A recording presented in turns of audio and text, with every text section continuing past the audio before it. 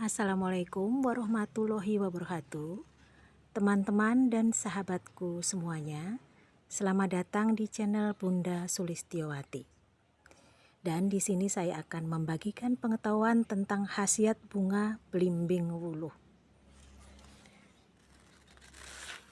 Tetapi sebelum saya lanjutkan video ini, saya minta untuk membunyikan tombol lonceng dan subscribe, like dan komennya agar saya lebih bersemangat untuk membuat video selanjutnya.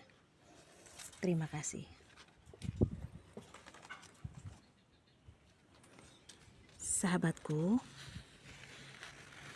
Allah sudah menyediakan tanaman di sekitar kita yang bermanfaat. Salah satunya adalah tanaman belimbing wuluh. Belimbing wuluh yang kita kenal ternyata bukan buahnya saja yang kita manfaatkan, tetapi masih banyak yang bermanfaat, misalnya daun dan bunganya.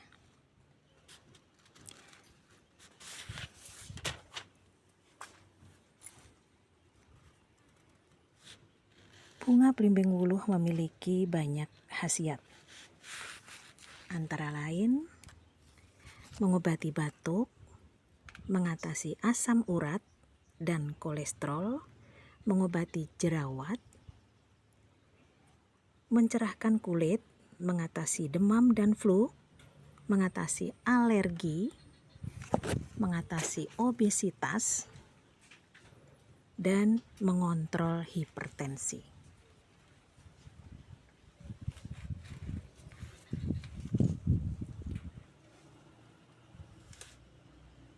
Bunga belimbing wuluh yang mengandung antioksidan yang tinggi sehingga dapat menangkal radikal bebas.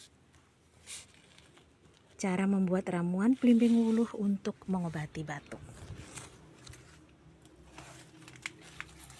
Pertama, cuci bunga belimbing wuluh. Kemudian, haluskan bunga belimbing wuluh, adas manis dan gula batu.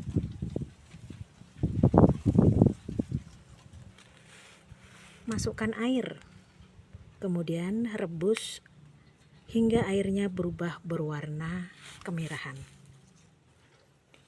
Dinginkan air rebusan tersebut sebelum diminum.